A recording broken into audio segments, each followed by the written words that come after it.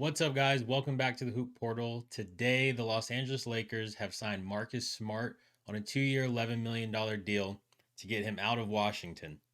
This is an interesting signing for the Lakers given what Marcus Smart has been since he left Boston. His final year in Boston, he was about 30 minutes a night, 12 points a game, and 6 assists. But we know his main piece of that team was the defensive presence, which the Lakers absolutely need. I think weird stat too. In 15 games with the Wizards this past season before dealing with more injuries, he shot 39% from 3, which is 5% more than his career average. But again, is if he's able to shoot 40% from 3 and defend other teams' best players so Luka and LeBron don't have to do that, then amazing signing. But again, he hasn't really been tearing it up since he left Boston. And this is the second, we'll say, intriguing signing by the Lakers this offseason, given what they have done with DeAndre Ayton. Another guy who was a core piece of an NBA Finals team gets traded to Portland and is not really. I mean, the reports out of Portland is that he didn't like being there. The players weren't a big fan of him. He wasn't contributing to winning culture, which Portland wasn't doing a lot of last year, anyways. And I think it's just an interesting thing where if these guys left or wanted out of these situations because they just didn't want to be there and the Lakers are another lifeline for them, then it could be two really impressive signings that weren't really for a ton of money for the Lakers. So in that realm, it could work out really well.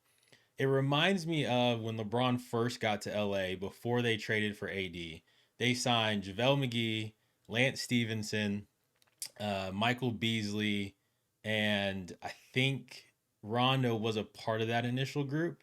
And really, it was just like, can we just take crazy guys with not with obviously a ability to play basketball, but not necessarily contributing to winning culture for quite some time. JaVale did have his stint with Golden State, obviously, but Lance, Beasley, Rondo had kind of just been around and not really contributing to that. And it was like the Lakers just threw it together and said, hey, well, we still have LeBron. We're still going to be in the headlines. We're still relevant in the media, although we're not relevant on the basketball court.